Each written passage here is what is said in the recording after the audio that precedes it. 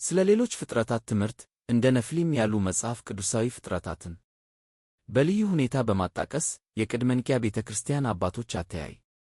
ክፍል ኤ መጽሐፍ ቅዱሳዊ እና ጽንሰ ሐሳባዊ ዳራ። መድረኩን ማዘጋጀት፣ ቅዱሳት መጻሕፍት እና ውህደት። ምዕራፍ 1 ስለ ሌሎች ፍጥረታት ከመጽሐፍ ቅዱሳዊ መሠረት። 1.1 በዘፍጥረት ፍጥረት፣ ብዙ ዓይነት ሰማያት እና ምድር።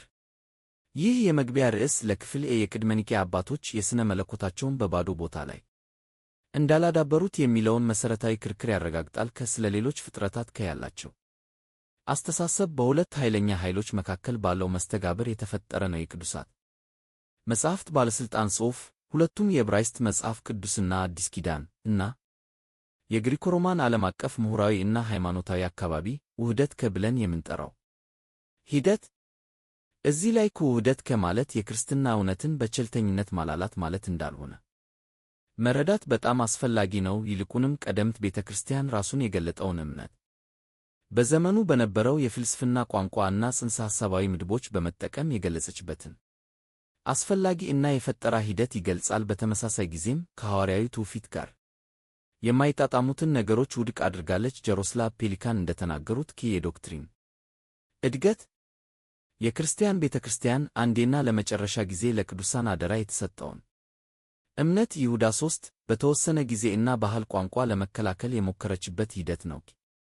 የካቶሊክ ትውፊት ብቅ ማለት ይህ ክፍል ስለ ሌሎች ፍጥረታት የሚለው ትምህርት የዚህ ሂደት ዋና ምሳሌ ነው ይላል። አባቶች አማልክት፣ አጋንንት እና ጀግኖች በሞሉበት በፍጥረታት በሚኖር አጽናፈ ዓለም የሚያምን ዓለም ገጥሟቸዋል። ይህንን እውነታ በቀላሉ መካድ አልቻሉም። ይልቁንም በመጽሐፍ ቅዱሳዊ መነጽር ለማስረዳት ለመመደብ እና ለመገልበጥ ፈለጉ። መንፈሳዊው ዓለም በፍጥረታት እንደሚኖር የሚለውን መሠረታዊ ሐሳብ በመቀበል ከባህላቸው ጋር ወሳኝ የሆነ ውይይት አደረጉ። ነገር ግን የነዋሪዎቹን ተፈጥሮ አመጣጥና ስነ ምግባራዊ ደረጃ በዘፍጥረት የፍጥረት ታሪኮች፣ በዳንኤል የትንቢት ራእዮች እና በአዲስ ኪዳን ክሪስቶሎጂያዊ መዝሙሮች ላይ በመመስረት እንደገና ገለጹ። ስለዚህ ክፍል የአባቶች በኋላ ወደ ተለየ የክርስትና ኮስሞሎጂ የሚያዋህዷቸውን ጥሬ ሐሳቦች፣ መጽሐፍ ቅዱሳዊ መረጃዎችን እና የአካባቢ ባህላዊ ጽንሰ ሐሳቦችን በመመርመር መድረኩን ያዘጋጃል። ምዕራፍ 1 ስለ ሌሎች ፍጥረታት ከመጽሐፍ ቅዱሳዊ መሠረት።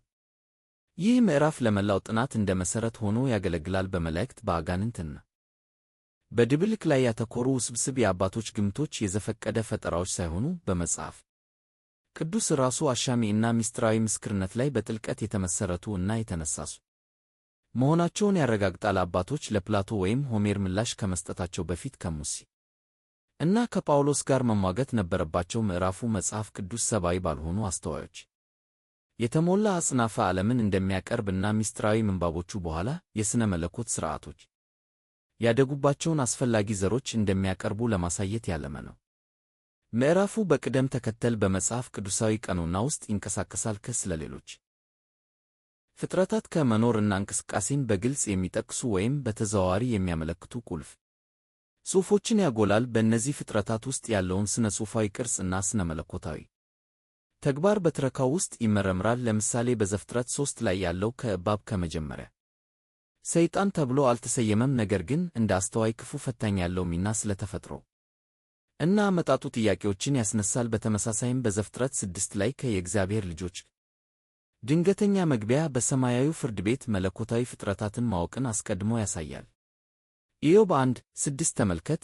ምዕራፉ የመጽሐፍ ቅዱስ ደራሲያን ስልታዊ የሥነ መለኮት ሊቃውንት አልነበሩም ይላል። እነዚህን ፍጥረታት የተወሰኑ ትረካዎችን እና ስነ መለኮታዊ ዓላማዎችን ለማገልገል አስተዋውቀዋል። የክፋትን አመጣጥ ለማስረዳት፣ አምላክ በሁሉም ኃይሎች ላይ ያለውን የበላይ ሥልጣን ለማሳየት ወይም የማዳን ዕቅዱን አጽናፈ ዓለማዊ ወሰን ለማሳየት ይህንን መጽሐፍ ቅዱሳዊ መረጃ በመዘርዘር ምዕራፉ የቅድመ ኒቅያ አባቶች በራሳቸው የዶክትሪን ቀመሮች ላይ ለማስረዳት፣ ለማስማማት እና ለመገንባት የሚገደዱባቸውን አስፈላጊ የማረጋገጫ ጽሑፎች እና ትረካ ማዕቀፎችን ያቀርባል። ይህ ንዑስ ክፍል በዘፍጥረት 1:2 የተቋቋመው የመጽሐፍ ቅዱስ መሠረታዊ ኮስሞሎጂ የአምላክና የሰዎች ብቻ ባለበት ዓለም ከጠፍጣፋ ሞኖክሮም አይደለም ይላል። ይልቁንም ብዙ ዓይነት ከእውነታን ያቀርባል። ውስብስብ ተዋረድ ያለውና ከጅምሩ በፍጥረታት የሚኖር ዘመናዊው የዘፍጥረት ንባብ ብዙውን ጊዜ በስድስተኛው ቀን በሰው ላይ ያተኮረ ትረካ ላይ ብቻ ያተኩራል፣ ነገር ግን በጥንታዊው የቅርብ ምስራቅ አውድና በቀጣዩ የትርጓሜ ባህል መነጽር በቅርበት ማንበብ ከሌሎች የፍጥረታት ሥርዓቶች ጋር የተሞላ ፍጥረት ያሳያል።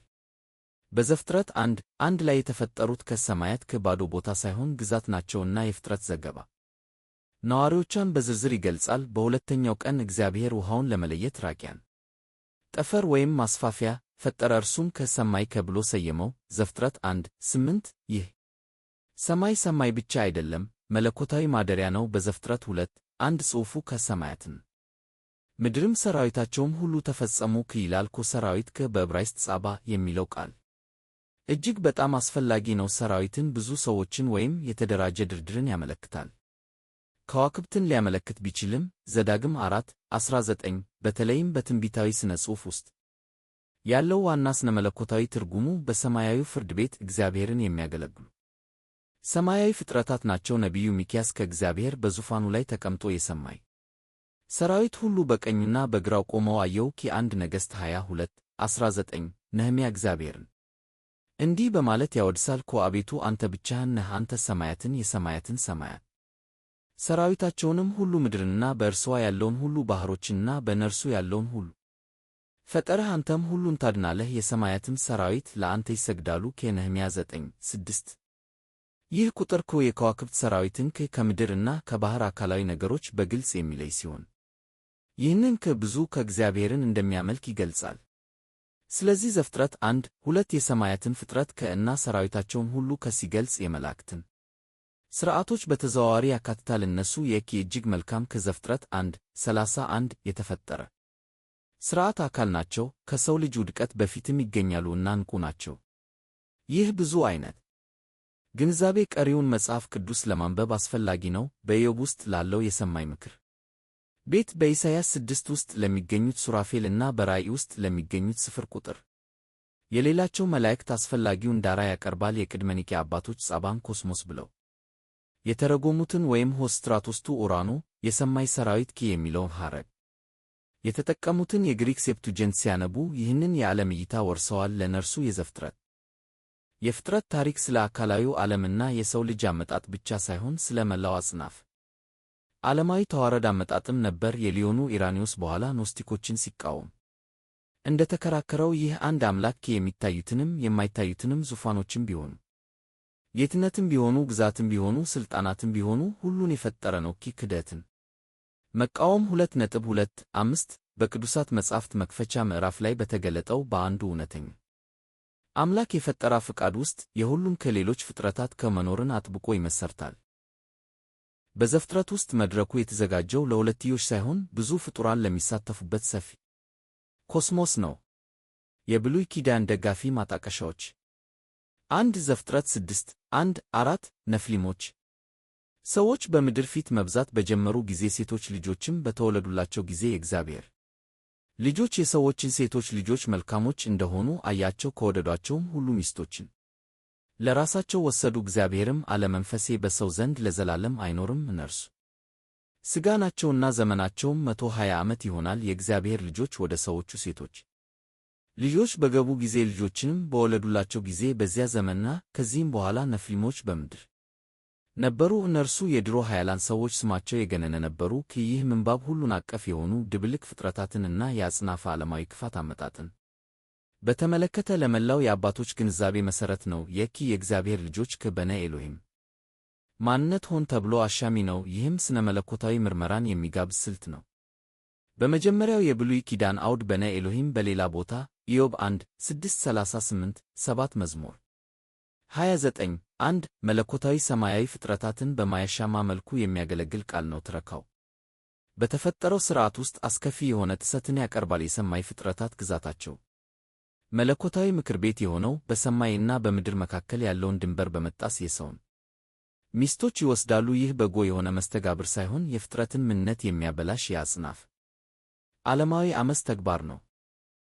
የዚህ ኅብረት ውጤት የሆኑት ነፍሊሞች ስሙ የወደቁ ከማለት ሊሆን ይችላል። ኃያላት ሰዎች እና የገነነ ሰዎች ተብለው ቀርበዋል። ነገር ግን ይህ የኃይለኛ አምባገነናዊ ኃይላቸው መግለጫ ነው። ሕልውናቸው የሰውን ዘር መበከል፣ እግዚአብሔር እንደ የተለዩ ሥርዓቶች የፈጠራቸውን የመንፈሳዊ እና የአካላዊ ግዛቶች ድብልቅን ይወክላል። በሁለተኛው ቤተ መቅደስ ዘመን የበላይነት የነበረውና በቅድመ ኒቅያ አባቶች የተደገፈው ይህ ትርጓሜ ይህንን ክስተት የጥፋት ውሃ ቀጥተኛ ማነቃቂያ አድርጎ ይመለከተዋል። ስለዚህ የጥፋት ውሃው የሰውን ኃጢአት መቅጣት ብቻ ሳይሆን በመለኮታዊ ምክር ቤት አማጋ አንጃ በዘረመል እና በመንፈሳዊ የተበላሸ ፍጥረትን ለማንጻት በእግዚአብሔር የተደረገ አስፈላጊ የቀዶ ጥገና ጣልቃ ገብነት ነው። ከዚህም በኋላ የሚለው ሐረግ ችግሩ በጥፋት ውሃው እንዳልተጠናቀቀ የሚያመለክት ሲሆን ይህም በኋላ አናቂምን እና ረፋይምን ለማየት እና የሞቱ ነፍሊሞች አጋንንታዊ መናፍስ ሰውን ማሰቃየታቸውን ቀጥለዋል የሚለውን የአባቶች እምነት በር ይከፍታል። 2 ዘዳግም 32 8 9 መለኮታዊ ምክር ቤት ልዑል አሕዛብን ሲወርስ የሰውንም ልጆች ሲለይ የእግዚአብሔርን ልጆች መጠን አድርጉ። የሰዎችን ዳርቻ አቆመ፣ የእግዚአብሔር ግን ዕድል ፈንታ ሕዝቡ ነው፣ ያዕቆብም የርስቱ ገመድ ነው። ኩኤስል ትርጉም በድስ እና ወችሽ ላይ የተመሠረተ ይህ ጽሑፍ በተለይም የእግዚአብሔር ልጆች ወይም የእግዚአብሔር መላእክት የሚለውን ሴፕቱጀንት እና የሙት ባሕር ጥቅልሎች ሲነበብ ከማሶሬቲክ የእስራኤል ልጆች ይልቅ የብሉይ ኪዳንን የዓለም እይታ ሰማያዊ ቢሮክራሲያዊነትን የሚመለከት እይታን ይሰጣል። ከባቢሎን ግንብ ክስተት በኋላ ልዑል ኤልዮን ለበላይ አምላክ ማዕረግ የምድርን ሰባ አሕዛብ ለሰባ የበታች መለኮታዊ ፍጥረታት ማለትም የእግዚአብሔር ልጆች ከሥልጣን የሰጠበትን ትዕይንት ይገልጻል። እነዚህ ፍጥረታት ተራ ምልክቶች አይደሉም። አሕዛብ ላይ ሥልጣንን እግዚአብሔር የሰጣቸው እውነተኛ ገዥ ኃይሎች ናቸው። ሆኖም ያህዌ ራሱ እስራኤልን እንደ ራሱ ቀጥተኛ ክፍልና ርስት አድርጎ ያስቀምጣል። ይህ ሌሎች አሕዛብ የራሳቸው ደጋፊ ከአማልክት ወይም መለኮታዊ መኳንንት ያሉበትን ብዙ ዓይነት መንፈሳዊ እውነታን ይመሰርታል። ነገር ግን እነዚህ ፍጥረታት ራሳቸው የተፈጠሩ እና ለልዑል ሉዓላዊነት የሚገዙ ናቸው። ይህ ኮስሞሎጂ በቀጥታ የዳንኤልን የፋርስ አለቃ እና የግሪክ አለቃ ዳንኤል 10 ራእይ የእግዚአብሔርን መልአክ የሚቃወሙ መንፈሳዊ አካላት ያሳውቃል። ለቅድመ ኒቅያ ጠያቂዎች ይህ ጽሑፍ ፈንጂ ነበር። ለአረማውያን ፓንቶኖች ለማስረዳት መጽሐፍ ቅዱሳዊ ማዕቀፍ አቅርቧል። የአሕዛብ አማልክት ተራ ልቦለድ አልነበሩም።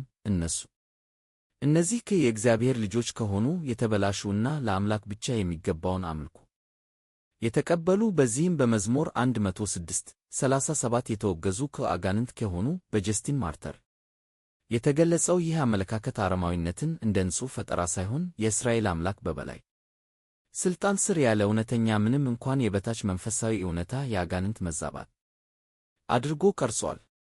4 ኢዮብ 1 6 7 እና 2 1 2 በመለኮታዊ ምክር ቤት ውስጥ ያለው ሰይጣን የእግዚአብሔር ልጆች እግዚአብሔርን ለመገናኘት የመጡበት ቀን ነበረ። ሰይጣንም ደግሞ በመካከላቸው መጣ። እግዚአብሔርም ሰይጣንን ከወዴት መጣህ አለው። ሰይጣንም ለእግዚአብሔር መልሶ በምድር ዞሬ ከመመላለስ መጣሁ አለው። ኢዮብ 1 6 7 መጽሐፈ ኢዮብ የእግዚአብሔር ልጆችን እንደ መለኮታዊ ምክር ቤት በጣም ግልጽ እና ድራማዊ ምስልን ይሰጣል። እዚህ የበላይ ንጉሥ ሆኖ በሚያገለግለው በያህዌ ፊት በሰማያዊ ፍርድ ቤት ይሰበሰባሉ። ከነርሱም መካከል ሰይጣን አለ። ትርጉሙም ከሰሳሽ ወይም ተቃዋሚ ከማለት ነው። ይህም በዚህ ደረጃ ትክክለኛ ስም ሳይሆን ተግባሩን ይገልጻል። በተለይ ሲኦል ውስጥ የሚገዛ የንጹሕ ክፋት ምስል አይደለም፣ ነገር ግን በምድር ላይ የእግዚአብሔር አገልጋዮች ታማኝነትን መመርመር የሚመስል የተለየ ኃላፊነት ያለው የሰማይ ፍርድ ቤት አባል ነው። ከአምላክ ጋር ያለው ውይይት በሚያስደንቅ ሁኔታ ግልጽ ነው።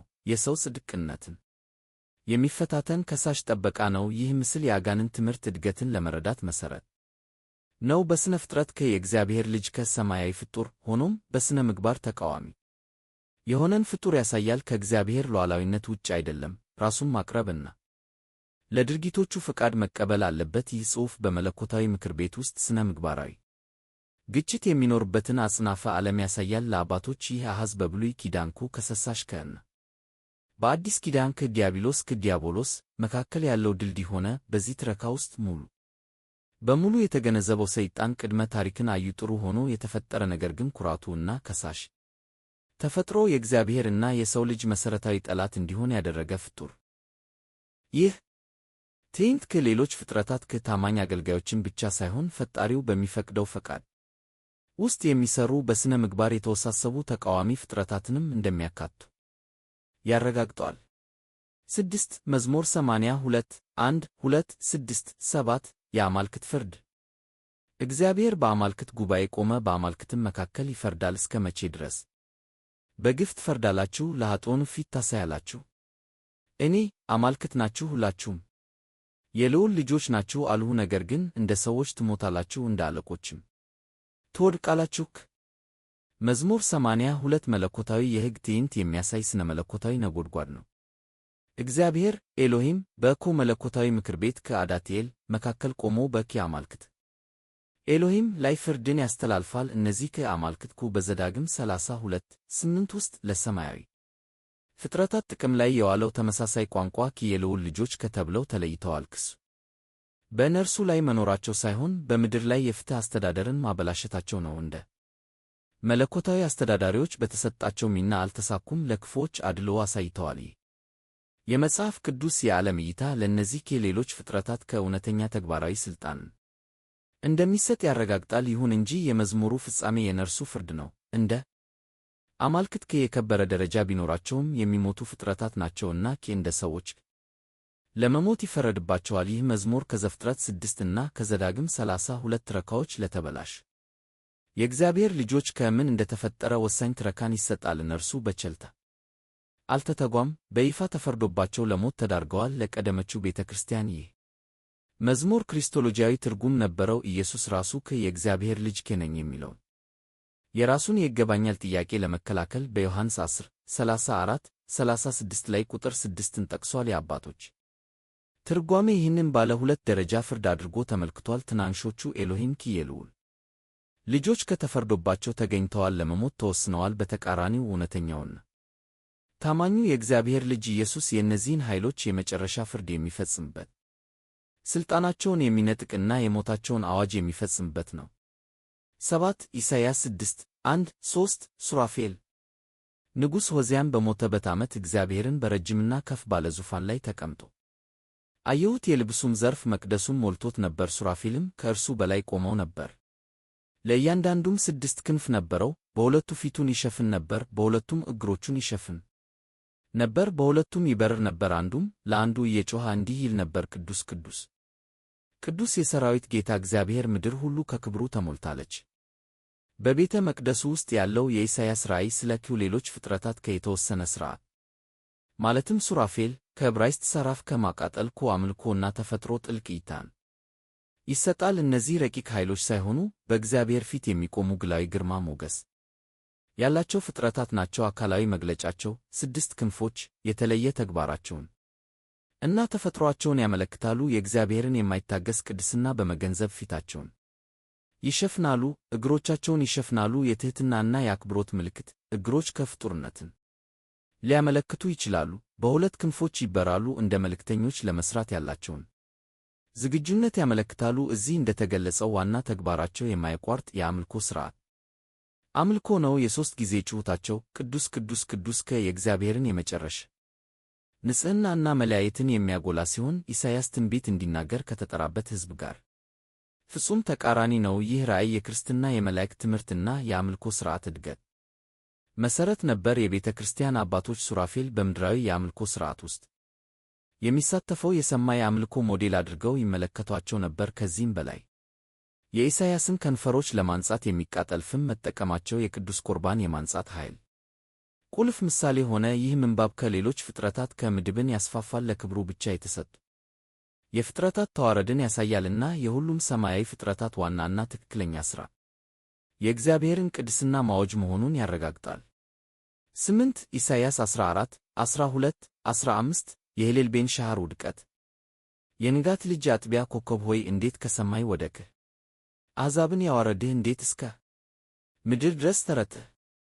አንተም በልብህ ወደ ሰማይ ከርጋለሁ፣ ዙፋኔን ከእግዚአብሔር ከዋክብት በላይ ከፍ ከፍ አደርጋለሁ፣ በሰሜኑ ዳርቻ በተሰበሰቡበት ተራራ ላይ እቀመጣለሁ።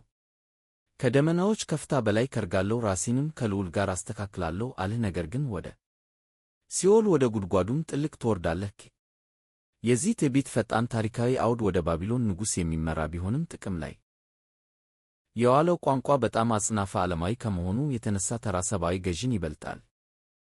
ጽሑፉ የንጋት ኮከብ ከሂሌል በሌልጌት ሉሲፈር ተብሎ የተተረጎመ የንጋት ልጅ ይላል። ይህ ከሌሎች ከዋክብት ሁሉ በላይ ለመውጣት የሚሞክር ነገር ግን የተጣለ ደማቅ ኮከብ ምናልባትም ቬኑስ የሚገልጽ ሰማያዊ አፈ ታሪካዊ ቋንቋ ነው። በሰሜኑ ዳርቻ በተሰበሰቡበት ተራራ ጻፎን በቀጥታ የአማልክት ተራራ መለኮታዊ ምክር ቤት ጻፎን የበቶል ተራራ ነበር። የፍጡሩ ኃጢአት 5 እጥፍ ከእኔ ሆናለሁ የኩራትና ራስን የማምለክ መግለጫ ነው። የእግዚአብሔርን ዙፋንና ሥልጣን የመንጠቅ ፍላጎት። ይህ ምንባብ የሰይጣን ውድቀት የአባቶች ትምህርት ዋና የብሉይ ኪዳን ምንጭ ሆነ። ጀሮምን እና የናዚያንዙን ግሪጎሪን ጨምሮ አባቶች ይህንን በምሳሌያዊ ሁኔታ አንብበዋል። የባቢሎን ንጉሥ እንደ ልዑል ለመሆን ለመጀመሪያ ጊዜ እንደ ተመኘው ጥንታዊ ሰማያዊ ፍጡር ተመሳሳይ አማገ መንፈስን ያካትታል። ከክቡራን የእግዚአብሔር ልጆች ከአንዱ ተቃዋሚ ሊሆን የሚችልበትን ትረካ አቅርቧል። ውድቀቱ የኃይል ወይም የውበት እጦት ሳይሆን የፍጥረትን ተዋረድ ለመገልበጥ ከሚፈልግ የማይጠገብ ኩራት ነው። ይህ ጽሑፍ ቅስቱን ያጠናቅቃል። በዘፍጥረት 6 ዓመፅ እና በመዝሙር 82 በተበላሹ ከአማልክት ከውስጥ በኋላ የሚገለጥ የሞራል ብልሹነት አመጣጥ ያሳያል።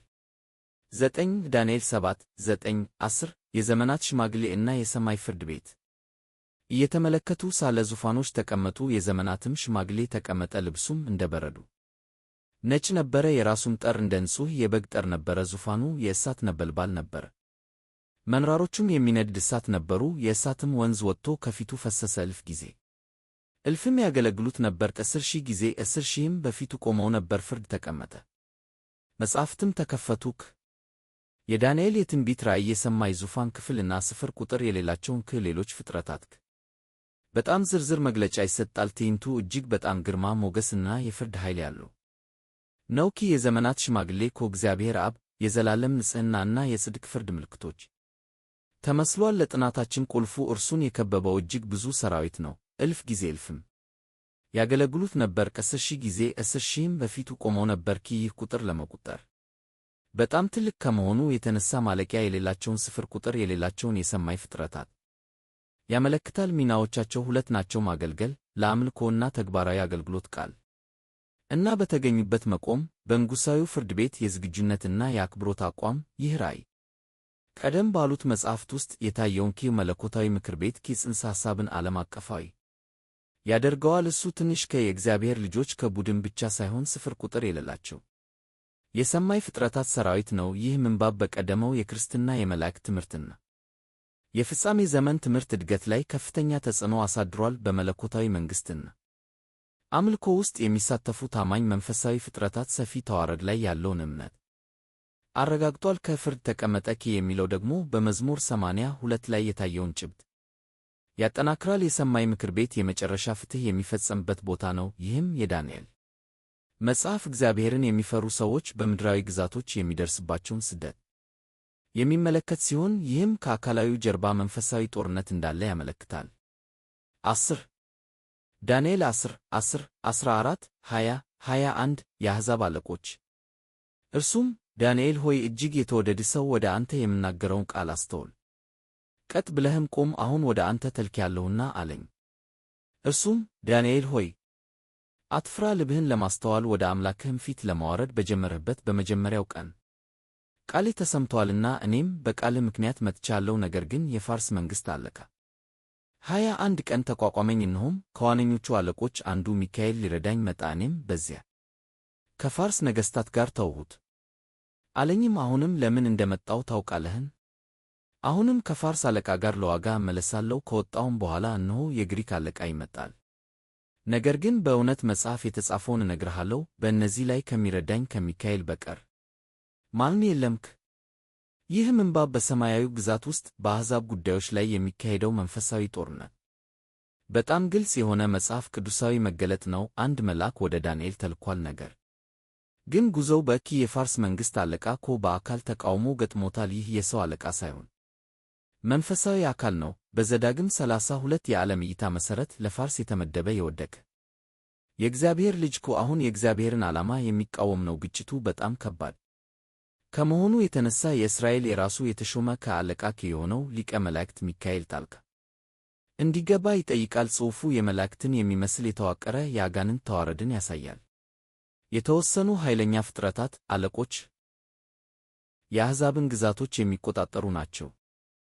ይህ በዳንኤል 7 ውስጥ ለአውሬያዊ ግዛቶች መንፈሳዊ የጀርባ ታሪክን ይሰጣል። በክፉ ላይ የሚደረገው ትግል በሰብአዊ ተዋንያን ላይ ብቻ ሳይሆን በሰማያዊ ስፍራ ባሉ የክፋት ኃይላት ኤፌሶን 6:12 ላይ መሆኑን ያሳያል። ለቅድመ ኒቅያ አባቶች ይህ ለቤተ ክርስቲያን ስደትና የፖለቲካ ተቃውሞን ለመረዳት ቁልፍ ጽሑፍ ነበር። ከሮማውያን ነገሥታትና ከአረማውያን ፖሊሲዎቻቸው ጀርባ በሰይፍ ሳይሆን በጸሎት በእምነትና በክርስቶስ የላቀ ኃይል መሸነፍ የሚያስፈልጋቸው ክፉ መንፈሳዊ አለቆች እንደነበሩ አስረድቷል።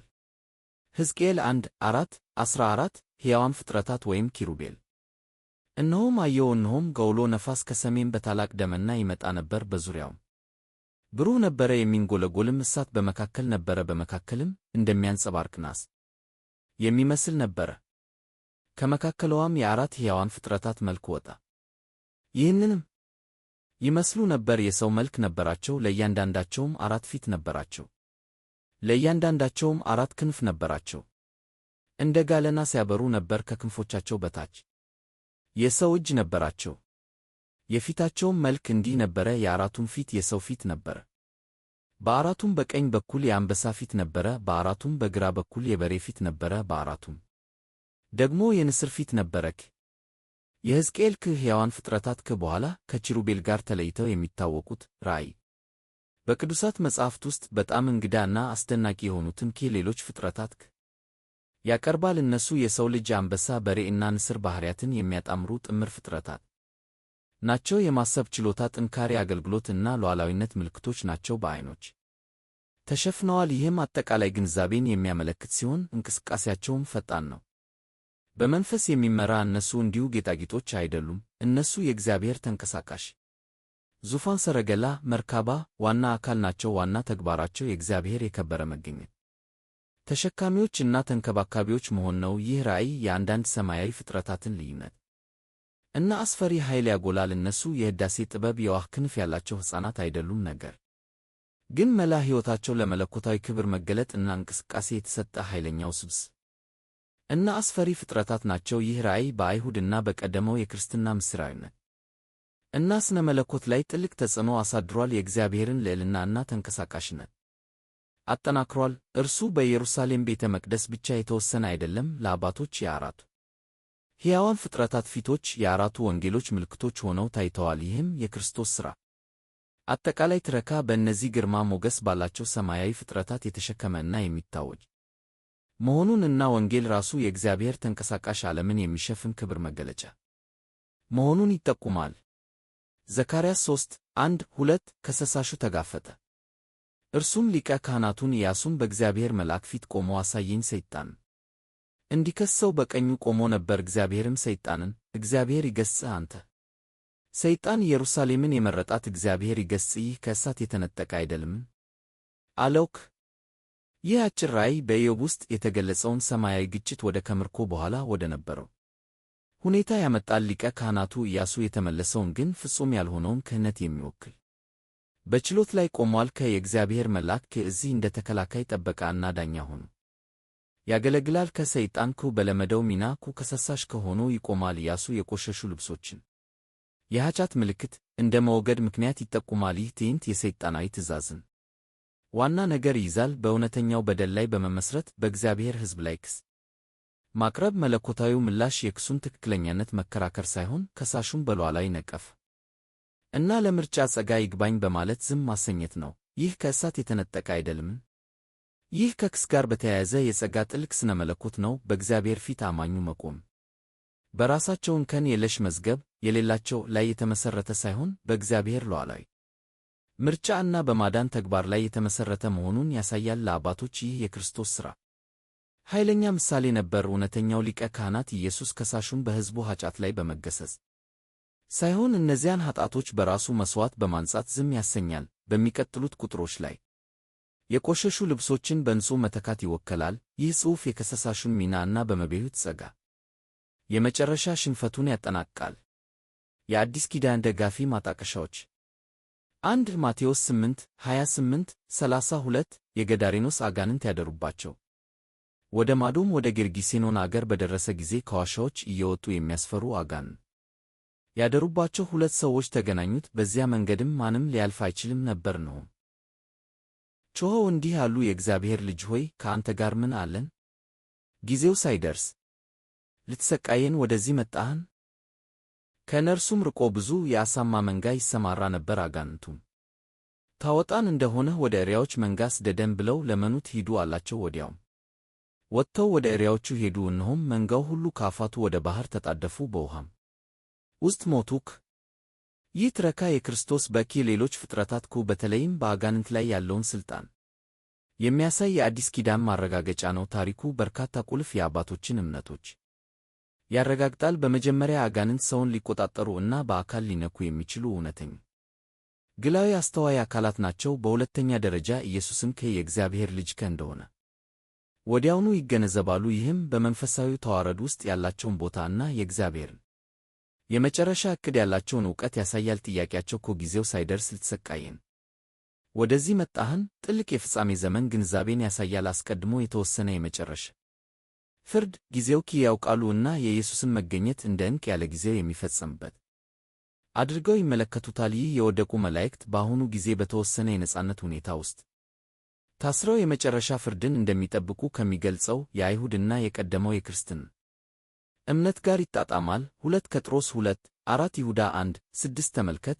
በሦስተኛ ደረጃ ወደ አሳማዎች ለመግባት ያላቸው ፍላጎት አጥፊ ተፈጥሯቸውንና አካላዊ ቅርጽ የመኖር አስፈላጊነታቸውን ያሳያል። ቀጥሎም የመንጋው መስጠም የመጨረሻ ግባቸው ጥፋት መሆኑን እና በነሱ ላይ የክርስቶስ ኃይል ፍጹም መሆኑን ያሳያል። ለአባቶች ይህ ክስተት ዝም ብሎ ጋኔን ማስወጣት አልነበረም፣ አጽናፈ ዓለማዊ ምልክት ነበር። የእግዚአብሔር መንግሥት በኢየሱስ ሰውነት ውስጥ የአጋንንትን ኃይል ፈትቶ ምርኮኞቻቸውን ነፃ በማውጣት በሰይጣን መንግሥት ላይ በኃይል እየገሰገሰ መሆኑን አሳይቷል። ይህ ሁሉ አማገ መንፈሳዊ ፍጥረታትን የሚጠብቃቸው የመጨረሻው ከስቃይ ከቅድመ ሁኔታ ነበር።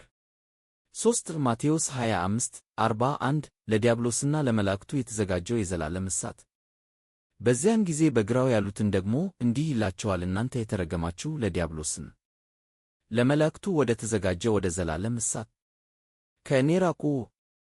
ከኢየሱስ የተገኘው ይህ አንድ መግለጫ ለአማግ ከሌሎች ፍጥረታት የመጨረሻውን የአዲስ ኪዳን የፍጻሜ መድረሻ ያቀርባል። ጥልቅ ስነ መለኮታዊ ጠቀሜታ ያለው ጽሑፍ ነው። በመጀመሪያ ዲያብሎስ ተብሎ የሚጠራ የግል ክፉ ፍጡር መኖሩን ያረጋግጣል። እሱም የራሱ መላእክት የሚመራ ይህ በመንፈሳዊው ግዛት ውስጥ የተዋቀረ አማግ መንግሥት ጽንሰ ሐሳብን መደበኛ ያደርገዋል። በሁለተኛ ደረጃ እና በጣም ወሳኙ ነገር ኢየሱስ የዘላለም እሳት በመጀመሪያ ለሰው ልጅ እንዳልተፈጠረ ይናገራል። ለዲያብሎስና ለመላእክቱ ተዘጋጅቷል። ስለዚህ የሰው ልጅ መውደቅ ሁለተኛ ደረጃ የተገኘ ውጤት ነው። ሰዎች ከእግዚአብሔር ጋር በአመፅ በመተባበር የዲያብሎስን ዕጣ ፈንታ ይቀላቀላሉ። ይህ ሲኦልን ለወደቁ ሰዎች ተብሎ የተነደፈ ቦታ ሳይሆን ለቀዳማዊ መንፈሳዊ አማርያን የመጨረሻና ፍትሐዊ ፍጻሜ አድርጎ ይቀርጻል። የእግዚአብሔርን ጸጋ የሚክዱ ሰዎች ከእነዚህ አማርያን ጋር ዕጣቸውን በአግባቡ ይጥላሉ። ለቅድመ ኒቅያ አባቶች ይህ የቴዎዲሲ መሠረት ነበር። እግዚአብሔር የሰውን ልጅ መውደቅ ቀጥተኛ ደራሲ ነው ከሚለው ክስ ነፃ አውጥቷል። የሲኦል ዋና ዓላማ የክፋት ሰብአዊ ያልሆኑ መንፈሳዊ ኃይሎችን መያዝ እና መቅጣት ነበር። ይህ ትምህርት የኃጢአትን ክብደት ያጎላል። ይህ አጽናፈ ዓለማዊ ክህደት ነው ኃጢአተኛውን የእግዚአብሔር የመጨረሻ ተቃዋሚ አጀንዳ ጋር የሚያስተሳስር እና አስቀድሞ በተወሰነው ዕጣው የሚጋር 4 ሉቃስ 10:18-20 የሰይጣን ውድቀት ታይቷል። እርሱም አላቸው ሰይጣንን እንደ መብረቅ ከሰማይ ሲወድቅ አየሁት። እነሆ እባቦችና ጊንጦችን ትረግጡ ዘንድ የጠላትንም ኃይል ሁሉ ትገዙ ዘንድ ሥልጣን ሰጥቻችኋለሁ። የሚዳችሁ ምንም የለም፣ ነገር ግን መናፍስት ስለ ተገዙላችሁ በዚህ ደስ አይበላችሁ፣ ስማችሁ ግን በሰማያት ስለ ተጻፈ ደስ ይበላችሁ። ኢየሱስ ይህንን መግለጫ ያደረገው 72ቱ ደቀ መዛሙርት ሲመለሱ ነው። እነርሱም በአስደሳች ሁኔታ አጋንንት እንኳን በስሙ እንደተገዙላቸው ተናገሩ። ምላሹ የአገልግሎታቸውን ስኬት የሚደግፍ አጽናፈ ዓለማዊ ድል ጥልቅ እይታ ነው። ከሰይጣንን እንደ መብረቅ ከሰማይ ሲወድቅ አየሁት። ኢየሱስ የተመለከተው በመንፈሳዊ ግዛት ውስጥ ያለ አስደናቂ በእውነተኛ ጊዜ የተከናወነ ክስተት ተደርጎ ቢወሰድ ጥሩ ነው። የደቀ መዛሙርቱ ስኬታማ ተልእኮ በአጋንንት ላይ ያላቸው ሥልጣን የሰማያዊ እውነታ ምድራዊ መገለጫ ነው። ከሳሹን ከሥልጣን ቦታው መወሰን እና ማስወጣት ከሰማይ ከእዚህ ላይ የእግዚአብሔርን ፍጹም ማደሪያ ሳይሆን በምድር ላይ የመንፈሳዊ ሥልጣን ግዛት የሆነውን ዝቅተኛውን ሰማይ ሊያመለክት ይችላል። ኤፌሶን 2:2 ተመልከት። የመብረቅ ውድቀት ፍጥነትን፣ ጥቃትን እና የመጨረሻ ፍርድን ያመለክታል። ይህ መግለጫ በቀጥታ በራእይ 12 ላይ ከተገለጸው በሰማይ ላይ ካለው ጦርነት ጋር ይገናኛል። ኢየሱስ ለደቀ መዛሙርቱ የጠላትን ኃይል ሁሉ ከሥልጣን በመስጠት የራሱን ድል ፍሬ እያካፈለ ነው። ይሁን እንጂ ከዚያን ደስታቸውን ከዚህ ኃይል ወደ ድህነታቸው ዋስትና ይመልሳል። ስማችሁ በሰማያት ስለተጻፈ ለአባቶች ይህ የክርስቶስ በሰይጣን ላይ ያለውን የአሁን ጊዜ ድል ለመረዳት ቁልፍ ጽሑፍ ነበር። ይህ የወደፊት ተስፋ ብቻ ሳይሆን ቤተ ክርስቲያን አሁን የምትሠራበት ያለፈ የተጠናቀቀ ክስተት ነበር። የሰይጣን ውድቀት ቀጣይነት ያለው እውነታ ተደርጎ ይታይ በወንጌል ስብከት እና በቤተ ክርስቲያን አገልግሎት እየተሠራ ነው። 5 ዮሐንስ 1:1-3 14 ሎጎስ የሁሉ ፈጣሪ እንደመሆኑ በመጀመሪያ ቃል ነበረ፣ ቃልም በእግዚአብሔር ዘንድ ነበረ፣ ቃልም እግዚአብሔር ነበረ። ይህ በመጀመሪያ በእግዚአብሔር ዘንድ ነበረ። ሁሉ በእርሱ ሆነ፣ ከሆነውም አንዳች ያለ እርሱ አልሆነም። ቃልም ሥጋ ሆነ፣ በእኛም አደረክ። ይህ ክሪስቶሎጂያዊ መዝሙር ለማንኛውም የክርስትና ስነ መለኮት ከሌሎች ፍጥረታት የመጨረሻ መሠረት ነው። ሁሉ በእርሱ ሆነ የሚለው ሰፊ የይገባኛል ጥያቄው ፍጹም እናያል። ምንም ልዩነት ነው። ይህ የእያንዳንዱ ፍጥረት ሥርዓት ያጠቃልላል፣ የሚታየውንና የማይታየውን፣ ዙፋኖችን፣ ጌትነቶችን፣ ግዛቶችን እና ሥልጣናትን። ቆላስይስ 1:16 ሎጎስ ከሥጋዌ በፊት የነበረው ክርስቶስ መላው ብዙ ዓይነት ሰማያት እና ምድር ከሠራዊታቸው ሁሉ ጋር ወደ ሕልውና የተነገሩበት መለኮታዊ ወኪል ነው። ይህ ሁለት ወሳኝ አንድምታዎች አሉት። በመጀመሪያ መላእክትን፣ አጋንንትን እና ማንኛውንም ድብልቅ ፍጥረታትን ጨምሮ ሁሉም ሌሎች ፍጥረታት ፍጥረታት መሆናቸውን ያረጋግጣል። እነሱ መለኮታዊ አይደሉም፣ ዘላለማዊ አይደሉም እና በመሠረቱ ለፈጣሪያቸው የሚገዙ ናቸው። በሁለተኛ ደረጃ ሥጋዊም አጽናፈ ዓለማዊ ክስተት ያደርገዋል። ሱራፌል የተፈጠሩበት ሥጋ ሆነ፣ ኪሩቤልን የነደፈው የሰውን ተፈጥሮ ወሰደ። ይህ የሰውን ልጅ ወደማይታሰብ ክብር ከፍ ያደርገዋልና በክርስቶስ ያለው ቤዛነት ለመላው የተፈጠረው ሥርዓት ለመፈወስ መሆኑን ያሳያል። ለአባቶች ይህ ቁሳዊውን ዓለም የሚያቃልሉ ወይም አነስተኛ ፈጣሪ አምላክን ለሚገምቱ ሁሉም የኖስቲዝም እና የሁለትነት ዓይነቶች ማዕከላዊ መሣሪያ ነበር። በኢየሱስ ክርስቶስ የተገለጠው እውነተኛው አምላክ የሁሉ ፈጣሪ ነው እና ወደ ፍጥረት መግባቱ ፍጹም በሆነ ሁኔታ ይቀድሰዋል። ምን ያህል ከፍ ያለ ቢሆን በእያንዳንዱ ሌላ ኃይል ላይ ያለውን ጌትነት ያረጋግጣል። 6 ሮሜ 8:18-23 የፍጥረት መቃተት የሚገለጥልን ክብር ቢመዘን የአሁኑ ዘመን ሥቃይ ምንም እንዳይደለ አስባለው። ፍጥረት የእግዚአብሔር ልጆች መገለጥን በናፍቆት ይጠባበቃልና ፍጥረት ከፈቃዱ የተነሣ ሳይሆን በተገዛው ምክንያት ከንቱነት ተገዝተዋልና ተስፋውም ፍጥረት ራሱ ደግሞ ከጥፋት ባርነት ነፃ ወጥቶ ለእግዚአብሔር ልጆች ወደሚሆን ክብር ነፃነት እንዲደርስ ነው። እስካሁን ድረስ ፍጥረት ሁሉ አብሮ በመቃተትና በምጥ እንደሚኖር እናውቃለንና ይህም ብቻ አይደለም፣ ነገር ግን ይህ መንፈስ በራት ያለን እኛ ራሳችን ደግሞ ልጅነትን ማለት የሰውነታችንን መቤዠት እየተጠባበቅን በልባችን እንቃትታለን። ይህ ምንባብ የሰውን ልጅ ባልሆነው ፍጥረት ኃጢአትና ቤዛነት ውስጥ ስላለው ሚና በጣም አጠቃላይ የአዲስ ኪዳን ስነ መለኮትን ይሰጣል። ጳውሎስ ከፍጥረት ከክቲሲስ የሰውን ልጅ ኃጢአት ዘፍጥረት 3 ውጤት ሆኖ ከንቱነት የተገዛ ንቁ አካል አድርጎ ይገልጻል። ይህ ፍጥረት ከሰው በታች የሆነውን የእንስሳትና የአካላዊውን ዓለም ያጠቃልላል። ነገር ግን በሌሎች ፍጥረታት ከአውድ ውስጥ ያልተስተካከለ አጽናፈ ዓለምን በፈጣሪ የታሰበው ስምምነት የተሰበረበትን ግዛት ያመለክታል። ፍጥረት የሰውን ልጅ የመጨረሻ ቤዛነትን በናፍቆት ይጠባበቃል እና ይቃተታል። ይህ የመላው የተፈጠረው ሥርዓት ዕጣ ከሰው ልጅ ዕጣ ጋር በማይነጣጠል ሁኔታ የተሳሰረ መሆኑን ይጠቁማል። የሰው ልጅ መውደቅ ፍጥረትን ወደ ባርነት ጎትቶታልና የሰው ልጅ ክብር መገለጥ ነፃነቱን ያመለክታል። ለአባቶች አእምሮ ይህ መንፈሳዊውን ፍጥረትም ይጨምራል። በመላእክት ግዛት ውስጥ ያለው አለመረጋጋት፣ የአጋንንት መኖር የዚህ የከንቱነት እና ለጥፋት ባርነት አካል ነው። የመጨረሻው ለእግዚአብሔር ልጆች የሚሆን ክብር ነፃነት ሁሉም ነገሮች መመለስን፣ ትንፋሹን ዝም ማሰኘትን እና እያንዳንዱ ፍጡር መንፈሳዊ እና አካላዊ ከእግዚአብሔር እና እርስ በርስ ጋር ትክክለኛ ግንኙነት ያለው አዲስ ሥርዓት መመስረትን ያካትታል። ይህ ጽሑፍ ከሌሎች ፍጥረታት በወንጌል ውጤት ላይ ድምፅ እና ድርሻ ይሰጣል። 1 ቆሮንቶስ 10:20-21 አጋንንት የአረማውያን አምልኮ ነገሮች እንደመሆናቸው አይደለም አሕዛብ የሚሰጉት ለአጋንንት እንጂ ለእግዚአብሔር እንዳይሰጉ እላለሁ። ከአጋንንትም ጋር ኅብረት እንዳይኖራችሁ ወዳለው የእግዚአብሔርን ጽዋና የአጋንንትን ጽዋ ልትጠጡ አትችሉም። ከእግዚአብሔር ማዕድና ከአጋንንት ማዕድ ልትካፈሉ አትችሉም። ጳውሎስ እዚህ የአረማውያን ሃይማኖት የመጨረሻውን የክርስትና ትርጓሜ ይሰጣል። ይህም የብሉይ ኪዳንን ስነ መለኮት እና የቅድመ ኒቅያ ጥያቄዎችን በቀጥታ ያስተጋባል። የአረማውያን አምልኮ ነገሮች የማይኖሩ ምናባዊ ነገሮች እንዳልሆኑ ወይም ሕጋዊ አማልክት እንዳልሆኑ በማያሻማ መልኩ ይናገራል። እነሱ ከአጋንንት ከዳይሞንያ ናቸው። ይህ የዘዳግም 32ን የመዝሙር 82 የዓለም እይታን ያረጋግጣል። አሕዛብ የተመደቡላቸው ፍጥረታት ተበላሽተዋል እና አሁን ለአምላክ ብቻ የሚገባውን አምልኮ በንቃት ይለምናሉ። ጳውሎስ በምሳሌያዊ ስም ጥሪ ላይ የተሳተፈ አይደለም፣ ከጣጋቱ ጀርባ ያለውን እውነተኛ መንፈሳዊ እውነታ እየለየ ነው። ይህ በአረማውያን ሥርዓቶች ውስጥ መሳተፍ የባህል ግድየለሽነት ጉዳይ ሳይሆን ከጠላት ከአማክ ኃይሎች ጋር የመንፈሳዊ ኅብረት ዓይነት ያደርገዋል። የጌታ ማዕድ ቅዱስ ቁርባን እና የአጋንንት ማዕድ የአረማውያን መሥዋዕቶች ሁለት ተቃራኒ መንፈሳዊ መንግሥታትን እና ቃል ኪዳኖችን ይወክላሉ። ይህ ጽሑፍ በአረማዊነት ላይ የአባቶች ክርክር መሠረት ነበር። የአረማውያን አማልክት በእርግጥ የሰውን ልጅ ወደ ጥፋት ለመምራት ኃላፊነት ያላቸው ተመሳሳይ የወደቁ መንፈሳዊ ፍጥረታት መሆናቸውን እና ወደ ክርስቶስ መምጣት ከእነዚህ አታላይ እና ክፉ የሌሎች ፍጥረታት ጋር ካለው ግንኙነት ሁሉ መለየት ማለት እንደሆነ ያላቸውን የይገባኛል ጥያቄ አረጋግጠዋል። 8 ኤፌሶን 1 20 21 እና 3 8 10 የክርስቶስ ሥልጣንና የእግዚአብሔር ብዙ ዓይነት ጥበብ በክርስቶስ ባደረገው ኃይል ነው። ከሙታን አስነሳው፣ በሰማያትም በራሱ ቀኝ አስቀመጠው። በዚሁ ዓለም ብቻ ሳይሆን በሚመጣው ዓለም ደግሞ ከሚጠራው ስም ሁሉ በላይ ለሆነ ስም ከግዛትና ከሥልጣን ከኃይልም ከጌትነትም ሁሉ በላይ አደረገው።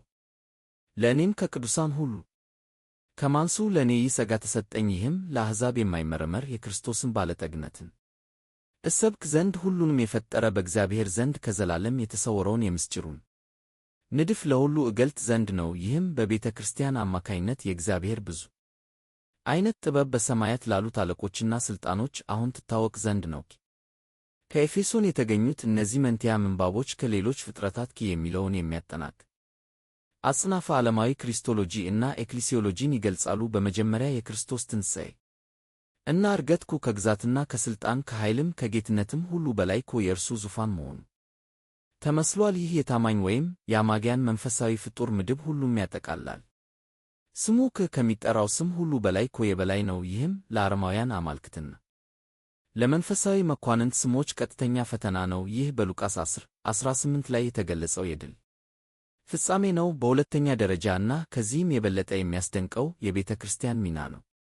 ከዘመናት የተሰወረው የእግዚአብሔር ዕቅድ ከምስክር አይሁዶች እና አሕዛብ በአንድ አካል ውስጥ አንድ መሆናቸው ነው። ይህ አንድነት ለራሱ ብቻ ሳይሆን በሰማያት ላሉት አለቆችን ሥልጣኖች የእግዚአብሔርን ብዙ ዓይነት ጥበብን ለማሳወቅ ነው። ቤተ ክርስቲያን ራሱ ለመላእክት ማሳያ ናት። ቀደም ሲል ጠላት የነበሩ የሰዎች ቡድኖች መታረቅ አምላክ ለመላው አጽናፈ ዓለም የመጨረሻ ዕርቅ ያለውን ጥበብ የተሞላበት ዕቅድ ያሳያል። ከሌሎች ፍጥረታት ተመልካቾች ብቻ አይደሉም። እነሱ የቤተ ክርስቲያን ሕልውናና ተልእኮ አማካይነት የእግዚአብሔርን ጥበብ ጥልቀት የሚማሩ ተማሪዎች ናቸው። ለአባቶች ይህ የቤተ ክርስቲያን አስፈላጊነት ወደ አጽናፈ ዓለማዊ ደረጃ ከፍ አድርጎታል። ሕይወቷና አንድነቷ በክርስቶስ ውስጥ የራሳቸው የመጨረሻ ዕርቅ ወይም መገዛት ለአለቆች እና ለሥልጣኖች ምስክርነት እንደነበሩ ያሳያል። 9 ኤፌሶን 6 10 12 የክፋት መንፈሳዊ ሰራዊት በጌታና በኃይሉ ችሎት በርቱ፣ የዲያብሎስን ሽንገላ ትቃወሙ ዘንድ እንዲቻላችሁ የእግዚአብሔርን ጋሻ ጦር ሁሉ ልበሱ። መጋደላችን ከደምና ከሥጋ ጋር አይደለምና ከአለቆች ጋር ከሥልጣኖችም ጋር ከዚህም የጨለማ ዓለም ገዢዎች ጋር በሰማያት ካሉ ከክፋት መንፈሳውያን ሰራዊት ጋር ነው።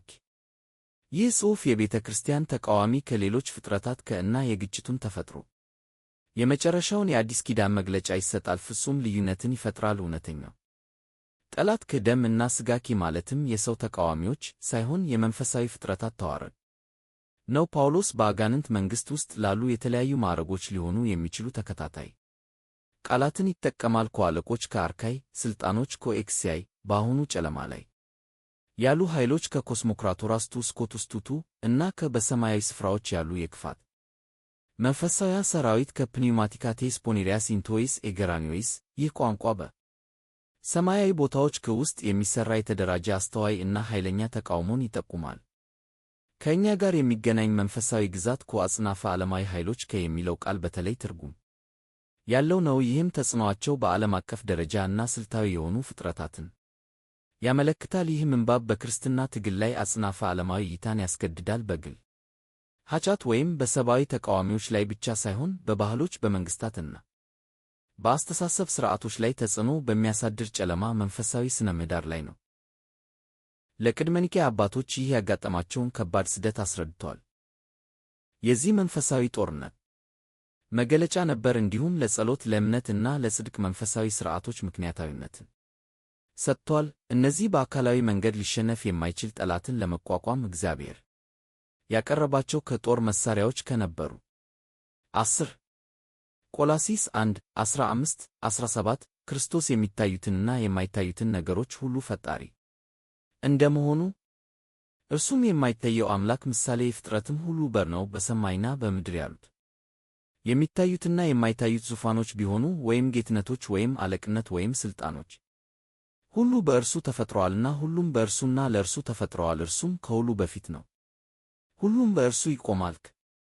ይህ ምንባብ የዮሐንስን 1:1-3 ክሪስቶሎጂያዊ መዝሙር ያስተጋባል። ነገር ግን ከሌሎች ፍጥረታት በተመለከተ የበለጠ ዝርዝር መረጃ ይሰጣል። ጳውሎስ ከሁሉም ነገሮች በክርስቶስ እንደተፈጠሩ በግልጽ ይናገራል። የማይታየውን ግዛት እና የተለያዩ ሥርዓቶቹን ጨምሮ ዙፋኖች ቢሆኑ ወይም ጌትነቶች ወይም አለቅነት ወይም ሥልጣኖች ይህ እያንዳንዱ መንፈሳዊ ፍጡር ደረጃው ወይም ተግባሩ ምንም ይሁን ምን በክርስቶስ ጌትነት ስር ያለ የተፈጠረ አካል መሆኑን ቀጥተኛና የማያሻማ ማረጋገጫ ነው። ይህ የሁለትነት ወይም ያልተፈጠሩ መንፈሳዊ ኃይሎች መኖርን ማንኛውንም ዕድል ያስወግዳል። በጣም ከፍ ያሉ መላእክት እና በጣም ክፉ አጋንንት እንኳን ሕልውናቸውን ለወልድ የፈጠረ ኃይል ዕዳ አለባቸው። ከዚህም በላይ ጳውሎስ ከሁሉም በእርሱና ለእርሱ ተፈጥረዋል ይላል። መንፈሳዊውን ግዛት ጨምሮ የፍጥረት ዓላማ በመጨረሻ ለክርስቶስ ክብር እና ደስታ ነው። ይህ በኮስሞስ ውስጥ የክርስቶስን ፍጹም ማዕከላዊነት ያጎላል። እርሱ የወደቀውን የሰው ልጅ ቤዛ ብቻ አይደለም፣ እርሱ የሁሉ ነገር መኖር ምክንያት ነው። በመጨረሻም ጳውሎስ ከሁሉም በእርሱ ይቆማሉ ይላል። ክርስቶስ መነሻ ብቻ ሳይሆን የፍጥረት ጠባቂም ነው። መንፈሳዊውን ግዛት ጨምሮ የአጽናፈ ዓለሙ ቀጣይነት ያለው ሕልውና እና አንድነት በእርሱ ኃይል ላይ የተመሠረተ ነው። ለአባቶች ይህ የአሕዛብ አማልክት ወይም መንፈሳዊ ኃይሎች ከአምላክ ጋር እኩል ወይም በሆነ መንገድ ነፃ ናቸው የሚለውን ማንኛውንም ጽንሰ ሐሳብ ውድቅ ለማድረግ ወሳኝ ጽሑፍ ነበር። የሚታዩትንና የማይታዩትን ፍጥረታት ሁሉ የክርስቶስን ፍጹም እና ዓለም አቀፋዊ ሉዓላዊነት አቋቋም። 11 ቆላስይስ 2:15 ክርስቶስ በአለቆችና በሥልጣኖች ላይ ያገኘው ድል። አለቆችንና ሥልጣናትን ገፈፋቸው፣ በግልጥም አዋረዳቸው፣ በመስቀሉም በእነርሱ ላይ ድል አደረገክ።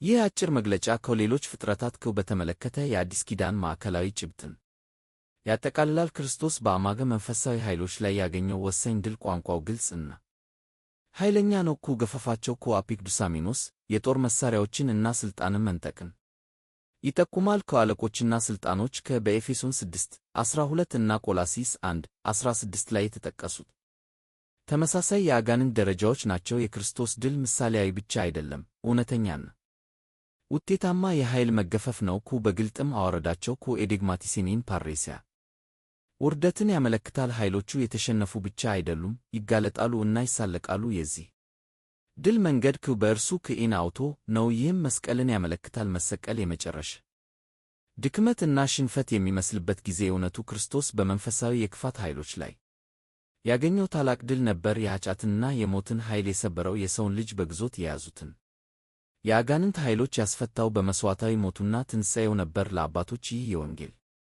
ልብ ነበር። መስቀሉ የግለሰብ መዳን ብቻ ሳይሆን የዲያብሎስን እና የመላእክቱን ኃይል ያፈረሰ አጽናፈ ዓለማዊ ክስተት ነበር። የነርሱ ሽንፈት ማሳያ ነበር፣ የግዛታቸው ማብቂያን የእግዚአብሔር መንግሥት በኃይል እንደመጣ የሚያሳይ ምልክት ነበር።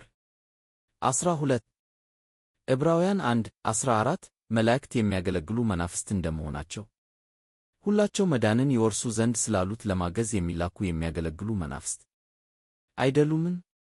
ይህ ቁጥር ከመላእክት ጋር በተያያዘ የመላእክትን ሚና አጭር መግለጫ ይሰጣል። የዕብራውያን ጸሐፊ መላእክት ተግባራዊ አገልግሎትን የሚያከናውኑ የሚያገለግሉ መናፍስት ሊቱርጊካ ፕኒማታ መሆናቸውን አጽንዖት ይሰጣል። አገልግሎታቸው መለኮታዊ ኮሚሽን እና የተወሰኑ ምደባዎችን የሚያመለክት የተላከ አፖስቶሎሜና ነው። አገልግሎታቸው መዳንን ይወርሱ ዘንድ ስላሉት ነው። ይህም መላእክት በአማኞች ሕይወትና ዕጣ ፈንታ ውስጥ በንቃት እንደሚሳተፉ ያመለክታል። ይህ ምንባብ ከሌሎች ፍጥረታት ከሰው ልጅ የራቁ ወይም ግድየለሾች አይደሉም የሚለውን ሐሳብ ያጠናክራል። ታማኝ መላእክት የሚድኑትን በመወከል በንቃት እየሰሩ ናቸው። ይህ ከመላእክት ጥበቃ እና መመሪያ ለምሳሌ መዝሙር 91:11 ጋር የሚስማማ ነው። ለአባቶች ይህ ጽሑፍ መንፈሳዊው ግዛት ወጥ በሆነ መልኩ ጠላት እንዳልሆነ ማሳሰቢያ ነበር። አጋንንት ለማጥፋት በሚፈልጉበት ጊዜ መላእክት አማኞችን ወደ መዳን በሚያደርጉት ጉዞ ላይ ያለማቋረጥ ለመጠበቅ፣ ለመምራት እና ለመርዳት ይሠራሉ። 2 ጴጥሮስ 2:4 እና ይሁዳ 1:6 የአማር መላእክት መታሰር እግዚአብሔር ኃጢአት ያደረጉትን መላእክት ሳይራራላቸው ወደ ሲኦል ጥሎ በጨለማ ጉድጓድ ውስጥ ለፍርድ እንዲጠበቁ አሳልፎ ከሰጣቸው 2 ጴጥሮስ 2:4 ደጃቸውን ሳይጠብቁ ትተውት ወደ ራሳቸው ግዛት የገቡትን መላእክት በዘላለም እስራት ከጨለማ በታች ለታላቁ ቀን ፍርድ ጠብቋቸዋል። ይሁዳ 1:6 እነዚህ ትዩ ምንባቦች ስለ አንዳንድ አማግ ከሌሎች ፍጥረታት ከዕጣ ፈንታ ወሳኝ መረጃ ይሰጣሉ። ጴጥሮስም ሆነ ይሁዳ ከኃጢአት የሠሩትን ወይም በራሳቸው ሥልጣን ውስጥ ያልቆዩትን መላእክት እግዚአብሔር እንዳልራራላቸው ይናገራሉ። በምትኩ ሲኦል በ2 ጴጥሮስ ውስጥ ታርታሮሳስ በግሪክ አፈ ታሪክ ውስጥ ለክፉዎች ሙታን የቅጣት ቦታን የሚያመለክት እና በጨለማ ስር የዘላለም እስራት ተብሎ ወደ ተገለጸው የእስር ሁኔታ ተጥለዋል። ይህ ማለት ሁሉም የወደቁ መላእክት በአሁኑ ጊዜ በነጻነት እየተዘዋወሩ በዓለም ላይ ተጽዕኖ አያሳርፉም ማለት ነው። አንዳንዶቹ ተወስነው የመጨረሻ ፍርድን እየጠበቁ ናቸው። ይህ ልዩነት የአጋንንትን እንቅስቃሴ ተፈጥሮ ለመረዳት አስፈላጊ ነው። በጣም ኃይለኛ እና አደገኛ የሆኑ ፍጥረታት ቀድሞውኑ እንደታገዱ ይጠቁማል። የእነዚህ መላእክት ኃጢአት ትክክለኛውን መኖሪያቸውን ከመተው ጋር የተያያዘ ነው። ይህም ብዙውን ጊዜ ወደ ዘፍጥረት 6ና የመላእክት ከሰው ሴቶች ጋር አብሮ መኖርን የሚያመለክት ነው። ይህ ትርጓሜ ቢከራከርም ለአባቶች እነዚህ ጽሑፎች ለመንፈሳዊ ኩራትና ዓመፅ ማስጠንቀቂያ ነበሩ። የተፈጠሩ ፍጥረታት ሁሉ እንኳን ከፍርድ ነፃ እንዳልሆኑ እና ለእግዚአብሔር አለመታዘዝ በእርግጠኝነት አስፈሪ መዘዝ እንደሚመጣ አሳይተዋል። 14 1 ዮሐንስ 3:8 የክርስቶስ መምጣት ዓላማ የዲያብሎስን ሥራ ለማጥፋት የእግዚአብሔር ልጅ የተገለጠው የዲያብሎስን ሥራ እንዲያፈርስ ነው። ይህ ቁጥር ሌሎች ፍጥረታት ጋር በተያያዘ የመላውን ወንጌል አጭር ማጠቃለያ ይሰጣል። ዮሐንስ የሥጋዊው ዓላማ የዲያብሎስን ሥራ እንዲያፈርስ እንደነበር ይናገራል። ይህ የክርስቶስ መምጣት ተጓዳኝ ጥቅም ብቻ አይደለም፣ ለተልእኮው ማዕከላዊ ምክንያት ነው።